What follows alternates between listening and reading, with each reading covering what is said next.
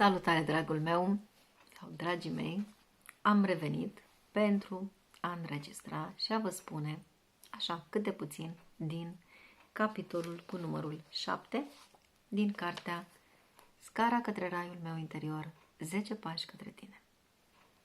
Carte care, cum spuneam, o lansez pe data de 28 ianuarie 2023 și împreună cu alți colegi dintr-un program de leadership pe care l-am urmat timp de un an de zile, ne lansăm cărțile, cursurile și programele noastre. Ei bine, acum, dacă până acum am creat partea asta de metodă, de scară, de pași, de acțiune, acum m-am jucat. Efectiv, prin îngerul săpezii m-am jucat. Am simțit și am intrat în partea mea creativă, pentru că, așa cum v-am spus în primul video, doresc să creez cărți pentru copii în care acest înger al zăpezii să fie un subiect, da, un personaj. Venind de la Polul Nord, adică vin din Finlanda, locuiesc în Finlanda, sunt româncă, sunt și româncă și finlandeză și atunci cumva să mă unesc cu spațiul din care sunt acum. Eu locuiesc aici. Așadar, vă voi citi. Mi-am permis în această carte să fiu și așa. Cum a luat naștere această carte? V-am spus că dintr-o poezie care mi s-a revelat. Deci pur și simplu într-o discuție și o conversație cu Dumnezeu. Cum a luat naștere această carte? Da, deci a luat din poezie, adică poezia a fost pionul principal, dar întreaga carte a fost o revelație. Și spun aici,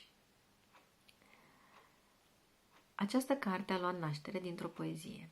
O poezie care a ales să vină la mine printr-o revelație ca răspuns la întrebările mele lăuntrice. A venit ca un înger al zăpezii, un mesaj trimis la sol de Dumnezeu pentru a-mi aduce un mesaj important pe care l-așteptam de mulți ani. Ca să ajungă la mine, îngerul cu 3 rânduri de aripi a fost nevoit să străbată cale lungă, să treacă prin toate timpurile, prin toate anotimpurile, să înconjoare galaxiile, să zboare prin înălțimi, să străbată toate cerurile, prin ani lumină, pentru a livra această știre importantă pentru mine, pentru tine și pentru omenire, și anume că cerul este deschis, acum și aici și în acest timp prezent, pentru fiecare om în parte, iar prin acest chip de înger curajos și neînfricat, da, pentru că vedeți, are și sabia credinței care taie și are putere, da, îți trimit o călăuză, un sol, care să te însoțească pas cu pas și prin diferitele metode să te ghideze să urci scările, treptele pe care le ai de urcat, să ajungi din nou la mine în rai. Prin acest înger al zăpezii, imaculat, îți trimit tot ceea ce mi-ai cerut și te felicit că ai îndrăznit, că ai avut curaj, că ai vrut să schimbi lucruri în viața ta și pentru asta, acum și aici, și eu îți dau. Vreau să știi că te-am văzut, cum plângând băteai la poarta raiului să te deschid, să te cuprind și în brațe să te strâng. Mă bucur că ai înțeles că poarta nu are mâner. Și după cum ai văzut, tot ce era nevoie era doar să vrei, să-ți dorești ca viața să ți-o schimbi. Și exact așa cum ai văzut, acum 10 ani, Arhanghelul Mihail la poarta raiului te-a întâmpinat, să revezi raiul de mult visat. Așa cum am mai spus, de peste 2000 de ani, vă îndemn să aveți curaj, să cereți și vi se va da. Căutați și veți afla, bateți și vi se va deschide. Că oricine cere, ia. Cel care caută, află. Și celui ce bate, îi se va deschide.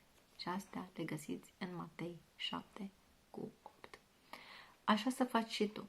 Mereu să bați și ușa ți se va deschide imediat. Nu are mâner, reține. Nu are clanță. Ea se deschide automat, la iubire și speranță. Este foarte frumos mesajul, este un mesaj mult mai lung și în același timp vreau să vă spun că este foarte important să avem curaj să scriem să transmitem așa cum simțim noi. Pentru că acea creație pe care noi o creăm, cum spuneam, este unică. Și ca să fie unică, ea are amprenta noastră. Și de aceea este foarte, foarte important să aibă unicitatea noastră, adică să aibă curățenia noastră, să fie în adevărul cu noi, să nu ne fie rușine cu ea, să o recunoaștem, să ne permitem să fim așa cum suntem noi, fără a gândi că celălalt, noi nu facem pentru celălalt, facem pentru noi în primul rând, pentru că dăruim, pentru că ne place să dăruim.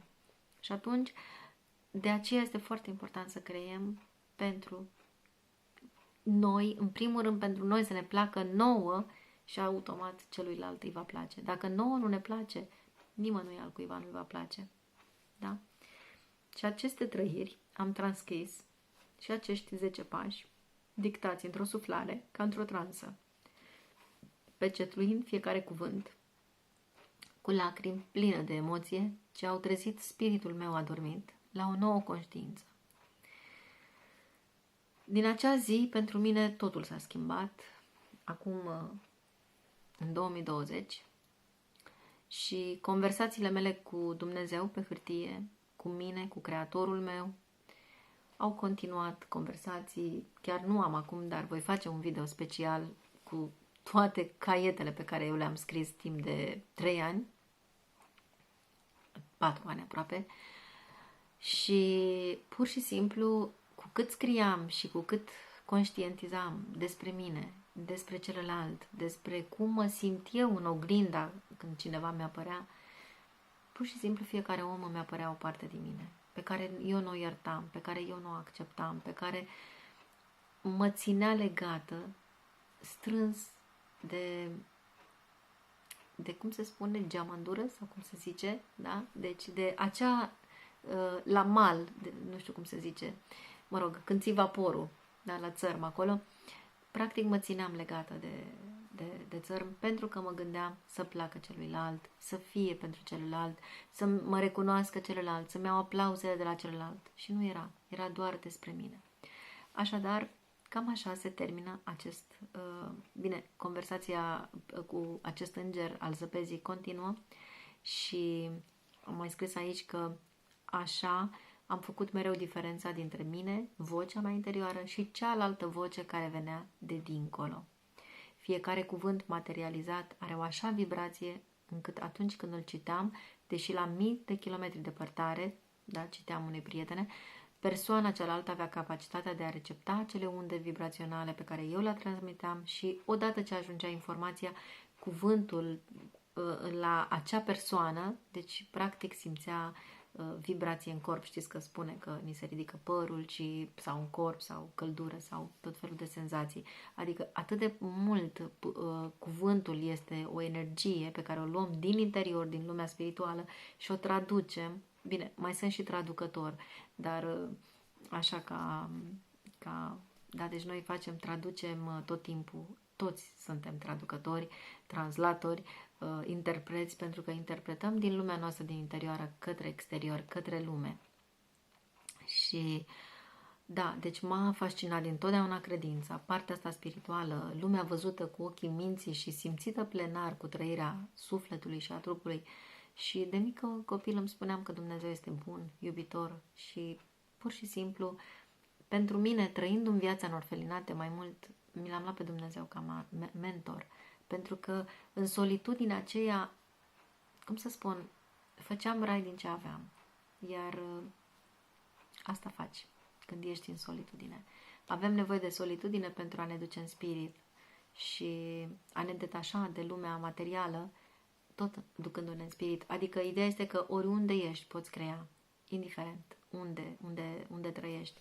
Și ce am mai învățat în timpul solitudine, a acelui abandon care de fapt mi-a adus darul solitudinii, este că nimic nu mi-aparține permanent. Deci asta a fost un lucru extraordinar pe care l-am învățat de-a lungul vieții mele, că nimic nu mi-aparține și am obținut curajul, puterea, capacitatea, da, de a mă detașa foarte ușor și de lumea materială, și de oameni, și de relații, acolo unde simt că nu mai aparțin. Simt că nu mai pot crește acolo, deci plec cu ușurință. Mi s-a spus de multe ori că nu este bine. Ei bine, era adevărul celorlalți, al meu este că mie îmi face bine. Pentru că am nevoie de evoluție, să merg după oameni după care simt energia că mă trage și atunci mă pot detașa. Sunt foarte pasionată de cunoașterea ființei umane și mi-aduc aminte când am descoperit că este și o știință, ontologia, atunci am înțeles că sunt pe drumul cel bun. Ei bine, mă scuzați, acum va trebui să închei, am alergie și nu mai pot vorbi, dar vă mulțumesc din suflet, voi reveni cu ultimul video de încheiere.